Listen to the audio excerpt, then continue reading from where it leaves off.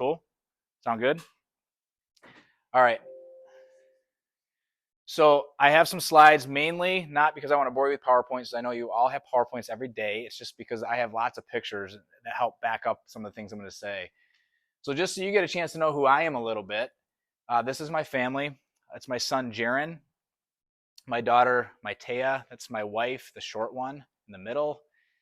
My youngest daughter, McKenna, who is, she is now 19. So, and sorry, my son's 21. And then that's me. And then our most favorite family member is Piper. She is 10. She is my favorite family member by far. Just don't tell my family. So before we begin, I know because this is business and sales, right? I was going to go through a little real quickly on what my career was. So I started off in college. I was at Michigan State. I probably had a little bit too much fun. I transferred out to North Idaho College. Out at North Idaho College, I wrestled there. It was a junior college for 2 years. Then transferred to Grand Valley State University, which is a D2 school up in Michigan, where I wrestled there my last 2 years. I was two-time NCAA national All-American. We won it twice, and I won it once myself. So I had a good, fun time wrestling throughout my career. I then got a job at Cintas. So Cintas, for those of you that are looking to get into medical or really any kind of sales job, Cintas is like a go-to. The job sucks.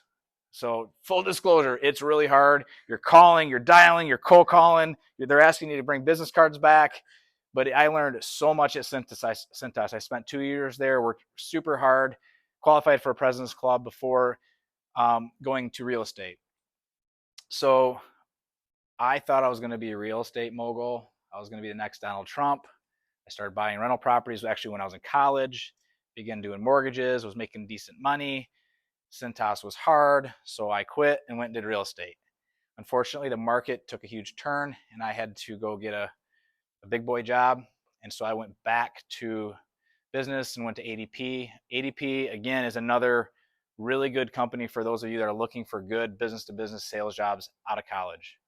So ADP, they do payroll, timekeeping, HR solutions. It's software as a service, and it's an amazing job, and you can make really good money. A lot of avenues for growth there. But my goal is to get into medical, so I use that as a springboard to get into BD. I started with Bard. We got bought, but I've been there now for 16 years. Was a territory manager, was promoted to a director of national accounts. Then I was managing the central region for a while, and now I'm our national director of sales for endourology. So that is my career in a nutshell. Does anybody have any questions? No? Yes. What was the transition like between working at Centos to Realty to ADP, and how did you kind of bridge those gaps? Yeah, so the transition from Cintas to real estate, I was already kind of doing it on the side. So it wasn't too bad. As a matter of fact, probably one of the issues with real estate is that at the time it just came too easy. Like legitimately drove around in my little Beamer, went on vacation, was making money off my rentals. I mean, it was like I was on vacation. I was retired at 25. I don't know. It was fantastic. But going back to ADP, that was tough to get back to the grind and to get back after it and get on the phones and calling and cold calling, and then even from there to med device. People think this is a huge transition, but it's not. It's the work ethic and the process and the working, getting up and doing, like, outpacing your competition really is what makes you good. And so when I got there, I've had a ton of success. So I think my 10 years as a rep, at 6 of the 10 years, I made President's Club, which was a lot of cool trips, by the way. Good question. Anybody else? We'll talk more at the end about this too. Cool. Oop, wrong way. All right, so why am I here to talk to you about resilience? Is anybody willing to read this out loud for me? The capacity of a person to maintain their core purpose and integrity in the face of dramatically changed circumstances. All right, that's kind of a mouthful, right? What is resilience? Like when I say resiliency, what comes to mind in your heads? Yes. Thanks. That's resilient right there. Yes, it is. Exactly. Who else? Not having huge changes of mood or your action or your purpose whenever you get a no or Right. something, which is inevitable. Yeah, the ability to move on from one step to the next despite obstacles, right? Yeah. What? Like if you're getting knocked down, like getting back up and Yeah. keep going. Who else? Come on, this side of the room. What do you got? Literally just keep your nose, keep going. Right. Able to adapt. Adapt. Adapt's a really good one. There are some cheat words up there too, by the way, if you guys need a cheat. Ladies, one of you. What do you think? Get it done. Yeah, exactly. So my hope is that when we talk about resilience, we talk about resiliency. Hopefully I put some of you under pressure, but hopefully when I say that, something comes to mind, something the 50, right? Something comes to mind that happened to you, whether it was something that was tough, whether it could be something super embarrassing, something that you had to forge through, but everybody has a story or a thought when you think about that. So for the rest of this presentation, I just want you to think about what that means to you. That one thing that you're like, oh, I need to tell Eric about that when this presentation's done, right? Think about that one moment that you had to forge through, that you pushed through. Nobody thought you could do it, but you would do it. That's what I want you to be thinking about during this presentation, right? Because that's what sales is. Cool? All right, so the Tahoe 200.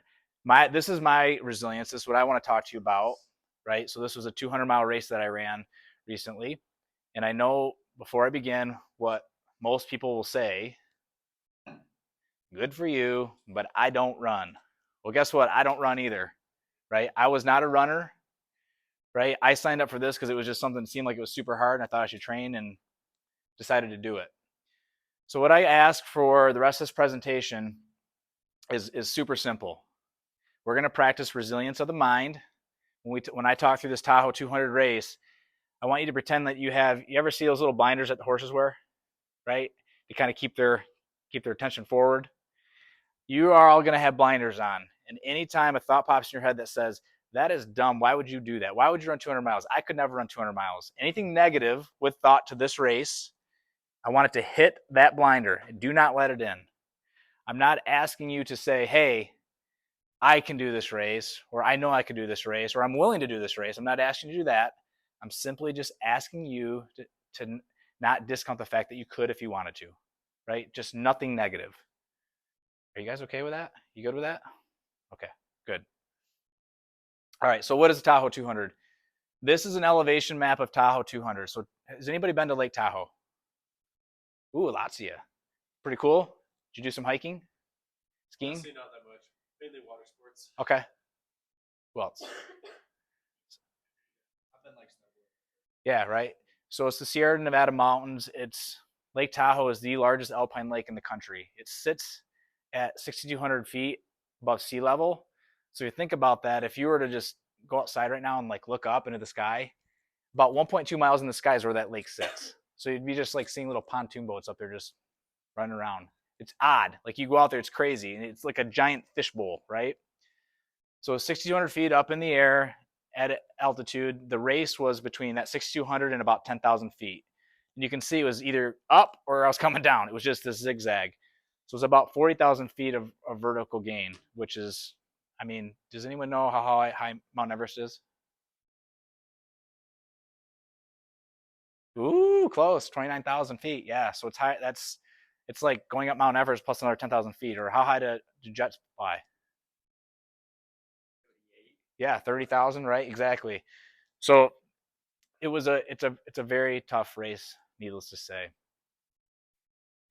One of the cool things about Lake Tahoe, if you've never been there, is it's honestly, I mean, this is a picture that I took. It is one of the most beautiful places that I've ever been to. Like, despite getting up to the top of some of these lookouts and being completely exhausted, I would always stop. I have a million pictures because I would stop and take pictures. It was beautiful. One of the most beautiful places I've ever been. But what I get asked a lot about this race is what was the hardest part of the race? Any thoughts? Any guesses?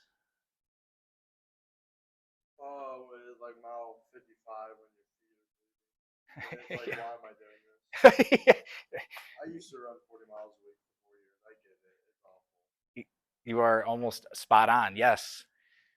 So if you notice on the right, I have my watch. That was at mile 105, which was about halfway through. I think the race ended up being like almost 2:15, which was not cool, by the way. But at a mile 105, you feel terrible, and you realize you still have another 105 miles left to go. Like it's a having those blinders on and not allowing those negative thoughts. It was very tough. So the mountains were obviously a major part of it, right? Going up and down these mountains, like the ascents were obviously tough in the legs, but coming down, man, it crushed you, crushed your feet, crushed your hamstrings, your back killed. So the mountains were obviously a big part of that. But the other thing to think about too, which is interesting, is like think about when you work out, right? Some of you guys, you drink protein when you're done or get some carbs in you, right? So during the course of this race, I burned 50,000 calories. Think about that, 50,000 calories. That's on a 2,000 calorie diet, that's 25 days worth of food that I burned, right? It's a lot. So it's impossible, by the way, to eat 50,000 calories in 4 days, or at least it is for me. So I had to stay in a pretty regimented schedule of 250 calories an hour, which doesn't sound horrible until hour 10, hour 20. By the way, it took me 100 hours to finish this. By hour 100, the thought of even a pretzel stick made me want to dry heave, right? But I think for me, one of the hardest parts of this race was running at night. So the crazy part is when you think about night, you know, this is night, right? This is me running at sunset. It is this not just beautiful? I mean, just epic. Just, I mean, it doesn't get old. So sunset always precedes nighttime. It's the most beautiful things that you see that sometimes lead to the darkest nights, darkest hours. And for me, running at night was super dark. So at night I had a waist belt that would run, so you're running along. But anyone ever drive tired? Like, you probably shouldn't admit it, but right, we've all driven tired, right? So you're driving and you roll down the windows, turn the AC on. I turn the radio up and sing karaoke. I'm really good at karaoke with the radio way up. So that's how I stay awake in the car. But so it works a little bit on the trail. You start talking yourself. You can sing yourself. There's no one around, so you can sing as bad as you want. You don't need music. But eventually, you're just staring at this light on the trail, and it's like hypnotic, and you just start falling asleep. So you're like running, and you're like, and you wake up, and you just start running, and then you wake up, literally falling. That I felt like I was falling for the entire night, for 4 nights straight. Running, it was tough.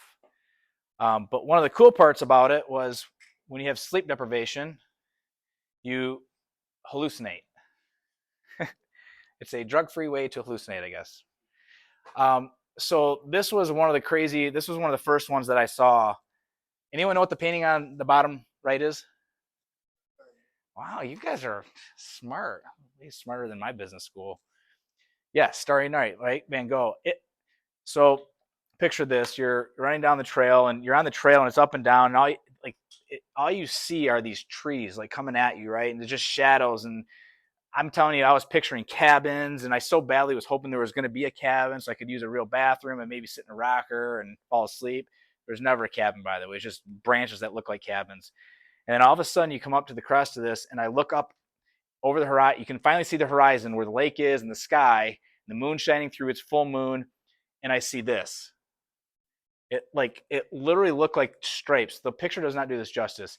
It was stripes.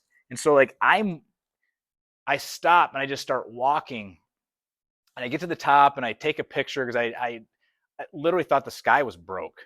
I'm like, how did I break the sky? My wife's gonna kill me. It literally, it was like a broken game. I don't know. It was weird. So I'm standing there looking, and all of a sudden from the side I hear, "Yo, bro, you seeing this too?" And I turn to the side, and there's a guy standing there, and he's seen the same thing I did. So full disclosure, I don't know if that guy was actually standing there, but he certainly made me feel better about seeing this crazy thing in the sky. So it might have been 2 hallucinations. I don't know. So that was the first. That was my first crazy one. The next one, and this happened. This happened a lot. Was so this is what it was like at night. So you're running along, and you see these giant boulders, right? And your headlamp hits them, and they kind of glow. So they just it looks like these little moon rocks as you're running along, and your mind starts playing tricks, and you see stuff. So I'm running along, and I swear to you, I saw a Louis Vuitton handbag. Yep, Louis Vuitton. Not because I needed it, but my wife was turning 50 on that next Friday, which was very, very close to when my race was ending. And I think my head, I'm like, oh, cool. I don't have to buy her a present now. And I ran up and was like, crap, it's a rock. No. So unfortunately, no Louis Vuitton handbags.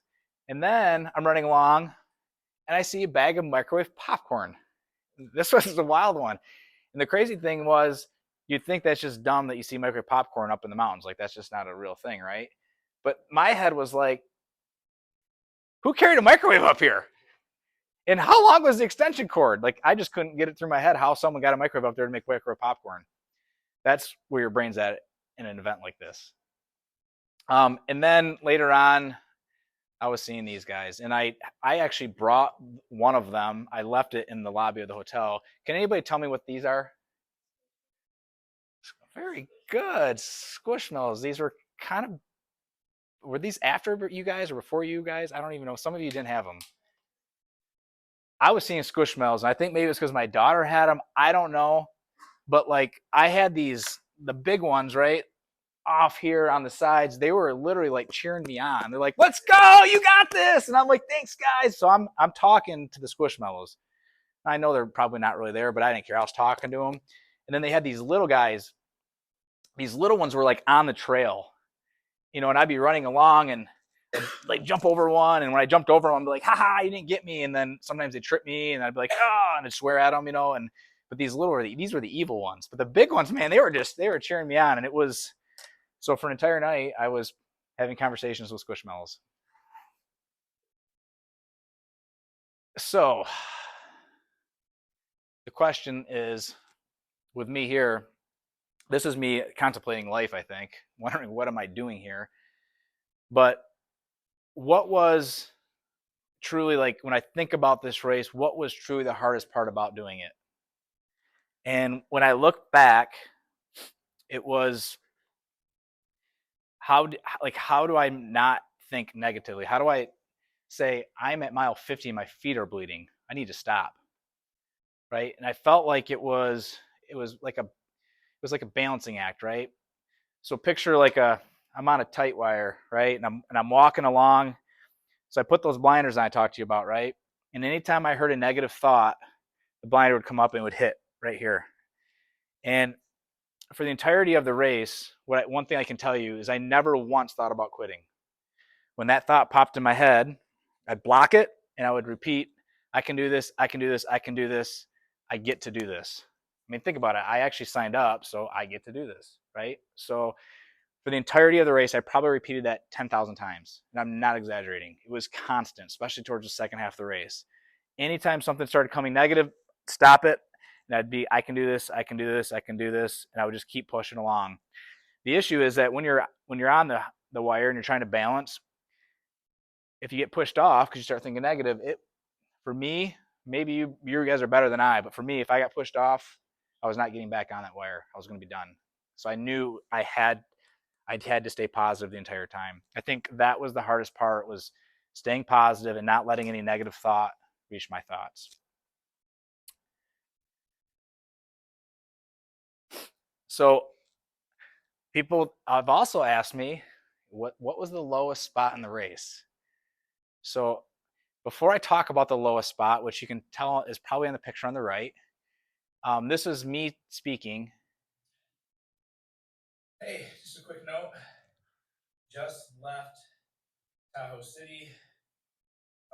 Yes, I look like I probably feel. Looks like I got a good hour and a half nap in, and my spirits are high. I'm definitely pretty sore. It's definitely everything I expected out of a challenge. I'm gonna pocket that, put that away somewhere. Miss my family though, and I cannot wait to see them when I'm done. So that's why I'm gonna make sure I finish this thing. It's taking a little turn, a little bit slower than I anticipated. Probably need to train a little better next time if I ever did something like this.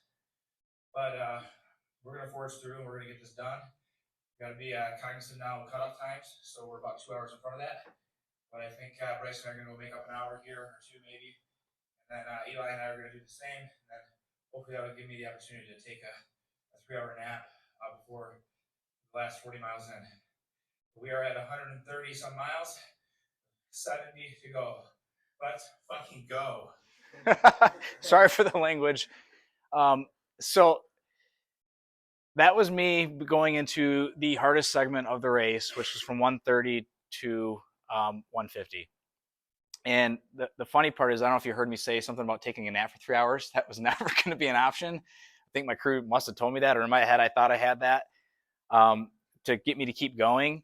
But I was falling behind. I was getting slow. So this section that we were coming up to, my crew is getting me pumped up. They're like, hey, you got this. You're going to run this section. Because at that point, I'm more hiking than running. So there's a lot of up and down, and then there were some switchbacks. And there was about 10 miles that I knew I could run. So the 10 miles that we knew we could run was at the later part of the segment. And at the time, I'm running about 12-minute miles, right? When it's fairly flat. So it was going to be about 2 hours of running. I'm like, I got this. And you can see, I'm tired, but you can tell, like, I'm pretty positive.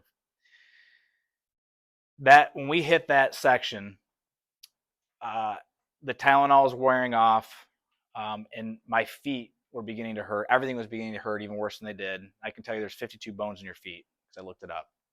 It felt like there was 1,000. They felt broken. And every time I went down when I was running, I could feel every bone like it was a broken bone. And I had tears coming down. I was whimpering like a little child, like in running down and whimpering. And thankfully, Bryce, who was pacing me, left me with my dignity, didn't turn around. I mean, I literally I cried for 2 hours. Like, just, it was horrible, just up and down. And every time I'd see the down, I'd just like, oh, it was like this whimpering. It was horrible. And when I got done, I was trashed. I was done. And we did it. I made up the time. We made up 2 hours, which is a lot in a race like that for a 20-mile segment versus the pace I was on. And I had 15 minutes at this aid station, which is right here. After that, I sat down. I'm supposed to be eating, and I think I blinked for 5 minutes. I'm not doing so hot right there, right?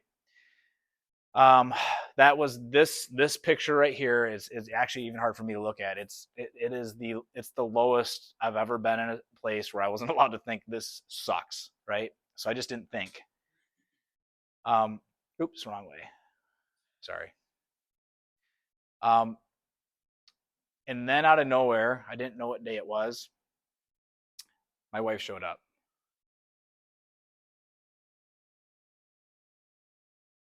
So I don't know if you can tell, I'm not doing so hot here. I didn't know what was going on, and I knew she was coming in, and I finally opened my eyes and I look, and there she is, and like I still get emotional because it was such a like horrible spot I was in, and I see my wife, and so what I can tell you is that we talk about resilience and that we need to build that, right? And I'm going to talk about that a little more towards the end here. But there's things you're going to go through in your life that are going to be really tough, right? And they're going to help build grit and resilience and all the words that you guys told me. That doesn't always mean you got to do it alone. You build it inside, but sometimes you need a little bit of help. And in this case, I went from that guy in the left to this guy right here. And you probably can't tell, but that's a huge difference between those two people. And I bounced the picture in because I was like bouncing. I was like a little dog ready to show off for his dad, mom and dad. And I jumped up, ate my pancake, changed my clothes, and I was ready to go. I gave my wife a big hug, and I'm like, I got this. And the funny part is, again, in fashion of like, I'm going to show off to my wife, I take off like running, and this is how I was running. And so she's like, oh, good job. And then she looks over at my buddy who's there, and she's like, how is he going to go run 70 more miles? Is he okay? Like, and she's super worried. You know, she's smiling, but she's super worried when I'm out of earshot. And they just laughed at her. She's like, oh my gosh, she's doing fantastic. And so it's amazing what having some good people in your life can do for when you're having a down moment. And let me be clear, if you're going to do sales, you're going to have down moments. You're going to lose a big customer. You're going to lose a big deal. There's also going to be the big ones that you're going to win, which is why we do it, right? So I got through that without crying, which is good. Normally I have tears because I'm an old dad baby. So the question then becomes like, so how do you do that? Like, how do you, like, why, what even makes you think about even running 200 miles? So it was interesting. When I was looking for something tough to do, which I do once a year, on Instagram, yes, I have Instagram, even though I'm old, I follow this thing called Destination Races, and they do this 200-mile race, Tahoe 200, and they always do a before picture, right? So I'm like, I'm going to sign up for this race, and in my head, when I signed up for the race, my vision was very simple. What is my before picture going to look like, and what am I going to look like afterwards? This was not what I imagined when I first sat down at my desk and signed up for this race.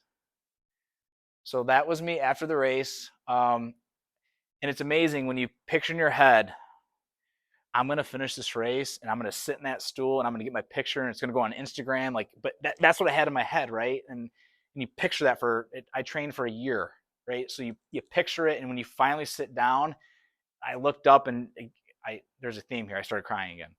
So, and of course the photographers, you know, because their marketing people are mean, they took a picture of me looking up, crying with dirt all over my face, but it ended up being pretty cool. So that was the vision. So it's really important, no matter what you're doing, that you guys have a vision for what you want to do.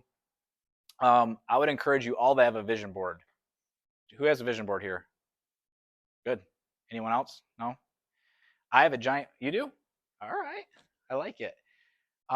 You should have a vision board. You should have on your board what it is you want to do, what it is you want to do for your career, personally. It could be anything, right? But you need to write it down and have it on a board, because I'm telling you, you're going to hit a spot where it's going to be, the road's going to get tough, and if it's not, or you haven't thought about it at all, it's done. It's no longer on the menu. Another thing for me, it was really important to help me finish this race, was having a team. So I had a very strong team, and with the team, I was able to figure out who could help me do what. And even if they weren't going to be there, even just help with training was going to be really important for me to have a good team with. And then it was the strategy piece. Like, I need to have a really good strategy of how we're going to do this. And for me, and again, this applies to almost anything. It's somewhat anecdotal, but for this race specifically, what I told my team was, for my strategy was very simple: one step in front of the other, and I will not quit in the chair. I will not die in the chair, right? So you saw me in that chair, right? I said, I don't care if my ankle is this big. You get me 1 mile on that trail, and if after 1 mile you said you're done, then I'll come off. But you will not let me quit, and you will not pull me if I am in a chair. Get me 1 mile on the trail, and that was it. That was my only strategy, is get up, which meant for me, if I got to an aid station, I knew I'd at least get 1 mile past that. If I got 1 mile past that, there's no way I'm turning around and walking 1 mile back that way. Might as well just go that way. So for my team, it was about nutrition. We talked about that, the 50,000 calories an hour, making sure I had good food in my pack. Foot care. So this is my feet. Sorry for the gross picture, but this was arguably super important when you're on a race. Like you had mentioned, right? You're not good. I didn't have ankles. Making sure somebody was packing my pack. So throughout all the chaos, it did not matter what was going on. These things were a priority, right? Making sure I had my pack, my feet, and my nutrition were covered. Last thing was making sure you empower your team. So let me ask you this: is the guy in that picture look like he can do anything but dream about squishmallows? I didn't know what was going on. I was freezing, running like sideways, and so they grabbed me and they set me down and said, "You need to lay down for 5 minutes." And I just laid down for 5 minutes. I didn't know what I was doing. So you got to empower your team. So you have a good team, you empower your team to go forward. And for some of you that want to lead someday, I think this is probably more relevant to that. But if you want to lead from a very high level, as a leader, you create a vision for what you want to do for your company, right? Or for your sales team, whatever it is. You create a vision, You get a really good team to buy into that vision. You create a strategy together, and then you need to empower that team to go do what they need to do. I know it seems super simple, and you guys have all sorts of classes on how to manage, but I'm telling you, it's those 4 things. It's that simple. And there's a lot of stuff underneath those, but if you don't dial those 4 things in, you can't lead. If you do those 4 things really well, you'll be a great leader. Questions? What do you do if there's like a conflict with the vision before you're like setting up? It's like I view a company as like you want to have your own organization fully running so you can exit it and it still makes profit. Mm-hmm. Like before when you're making that and everyone's disagreeing, what do you do? Like do you just offboard them? Do you listen to them? That would be nice just to offboard them. Yeah. I think as a good leader, when you have a vision for what you want to do for the company, it's not just about profit. I mean, we all want to set, like you guys are going to all want to go out and sell and make a lot of money, right? That's what sales is, very good vehicle for that. But if it's only about that, you'll burn out, right? So you have to think bigger picture. Like I come from med device, right? So are you trying to save patient lives? Are you trying to help hospitals workflow? Or there's something that you're trying to help, and you paint that picture, and you use that to help hit the sales numbers. So like just make sure your vision is just the whole vision is helping in one way or another. Mhm. Skill regardless. Yeah. Yep. And get buy-in from your people. Yeah. Do you train your brain to be able to like block stuff off like that, or kind of come with time? Yeah, it's a very good question. Yeah, so resiliency, I believe you build it over time. Just like training, like you don't just show up and go run 200 miles, right? You start by running 1 mile, and then you keep adding it. And yeah, I think over time you build it. And there's actually studies that show. Anyone ever read The Talent Code? Ooh, it's a good book. Might want to add that. So the Talent Code talks about like how do people get really good at what they do. Like think about a baseball player, right? That's hitting, or a golfer. We're talking about golf, and how do they swing it perfectly every single time? Well, in your brain you have myelin, it's called, and so myelin is what your nerves run through. So the more you do stuff, and actually the more you fail and learn from the failure, the more your myelin grows. So to me, when you talk about failure, adversity, building resilience, you're building up myelin in your brain and those pathways. So the more you do it, the more you're able to do it, and the quicker you can do it, right? So yeah, great question. Yeah. I won't take too much time on that. So the buy-in part, I know you just did another high level. Can you do a little bit, just a little deep dive, like 2 minutes on like how you got buy-in from people? Because you got different personalities and different people, and they've got their own goals and their own vision. Mm-hmm. How did you get everyone to buy in? So it's so for me, like with my organization, so I have 4 RMs and we have about 50 reps underneath, right? So I think when you think about what your vision is, partly I have the advantage of having comp plans, so I can make sure comp plans align with what my vision is, so I can cheat. But it's hard because ultimately the vision is coming from you, right? But if these 2 don't buy in, it's not going to be anything. So it's you sitting down with your team and saying, what is it that we want to do? If you're a good leader, you're also probably pretty good at influencing. So you kind of are influencing people towards what your greater vision is, but you got to get buy-in from the team. So if you hire good people that are growth mindset, open-minded, you guys are gonna come together, and what your vision might not be the end of what gets baked out at the end of the day, right? You might have to change it a little bit to make sure it aligns. Yeah. All right, back to this slide. I know, right? So I showed you guys this slide at the very beginning, right? Talked through my career journey, and I think to your point about building resilience, like how do you do it? One of the things that I did not mention was what was the one thing throughout like that career journey that maybe potentially helped me be better at my job, help me be able to run a 200-mile race. And this is going to sound odd, but it was these 2 words: being able to look myself in the mirror and say, I failed.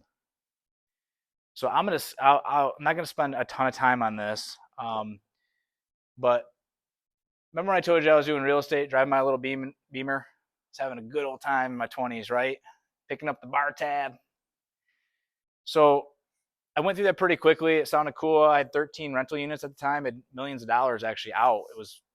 I felt like I was doing pretty good. The reality was I had 2 houses get foreclosed, 3 houses got short saled. I made negative $200,000 in my last year in real estate, and I had 3 kids. I didn't even know how I was going to buy milk. I mean, that's where I was at. When I went to ADP, it was because I needed to get a job, but I needed health insurance, right?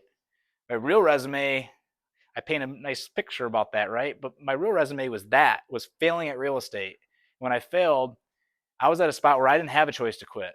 Like during Tahoe 200, I could have quit, right? I could not quit. I had to go try to make money for my family, or we couldn't eat. I was at rock bottom. So for me, this is probably one of the worst parts, the hardest part of my career. Creditors calling me. It was horrible. I'll give you another example, probably a little more relatable to you. So I wrestled. Any athletes in here? Okay. So I'm sure as an athlete, you've played injured, right, or hurt. So my senior year of college, I blew my ankle out, right, in the semifinals. But did I really blow it out? I rolled it.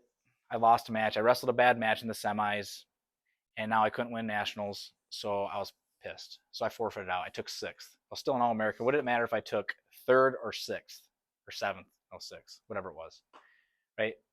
It didn't matter. But that was my last wrestling match ever with my wrestling coach, a Hall of Fame wrestling coach, and I quit.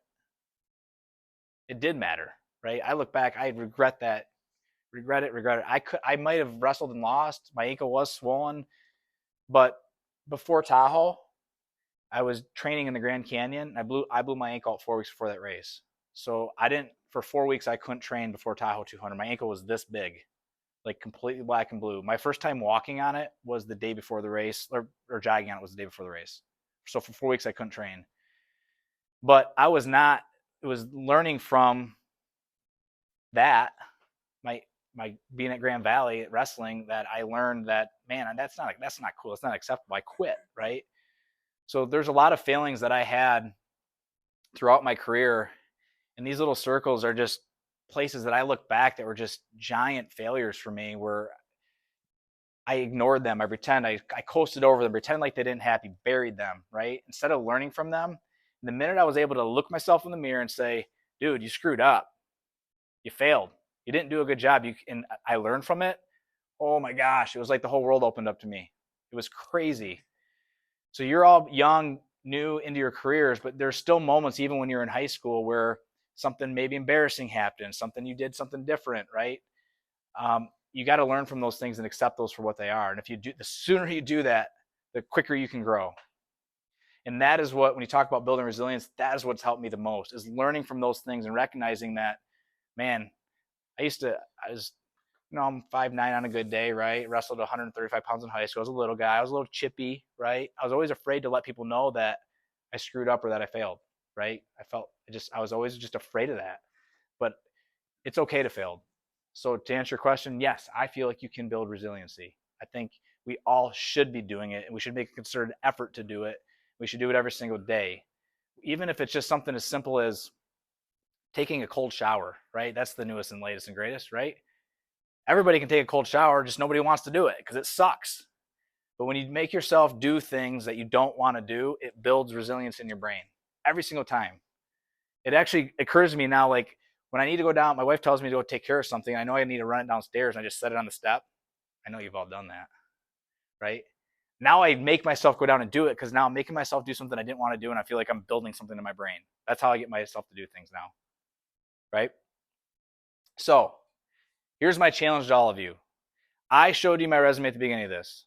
My challenge to you is you have to have a career resume, and you're all going to have one. And I'm super stoked to help you with that. And we'll talk more after the presentation for whoever wants to stay after. But when I was in my 20s, I wish somebody would have said to me, do hard things intentionally. Like work on doing things to build resilience. And so it wasn't actually into my later 30s that I started doing things that were crazy to my friends and my family. So this was me in a cage fight, working at BD as a medical sales rep. Actually, I had nurses come watch. I had kids. My kids didn't come. They stayed at home. I went from cage fighting to doing a hiking event. We went out to Snow Basin Resort. Has anybody ever been there in Utah? So climbed up a mountain 13 times. It was like, they call it Everesting. It was kind of horrible, but I threw up a couple times. But hey, I did it. And then my son graduated. So some of you, when you graduated high school, probably got a computer and some cash. My son got a training plan and a ticket to Arizona to go hike the Grand Canyon. So I made him hike across Grand Canyon with me, and he'll never do it again, but he said it was one of his, he said he was so happy he did it. So that was him and I doing the Grand Canyon. And then I was like, kind of probably like some of you, I'm guessing, that say, I don't run, I don't like running, I can maybe sprint 100 yards with a break in between. So I said, screw it. So I went and did Leadville 100, or Leadville, which, has anybody ever been to Leadville? That's the highest city in the country at 10,000 feet. And when you get altitude sickness, it's not a good place to go, by the way. Then I went to Banff and did a 100-mile race there. And then last year I did the Tahoe 200. So from never running 4 years ago to a 50, 100, and 200. And now I think I am officially done running, by the way. But I say all that because that's what I've been doing now to build out my life resume. Because I think that someday when I look back, that's what I want people to see, right? Not that I was 104% the quota last year. Nobody cares, right? 104% the quota helps you buy the stuff that you want to go do, like that, right? So my parting advice to everybody in here is don't be afraid to fail, right? And if you're going to fail big and fail forward. Cool? That's all I got. Any questions?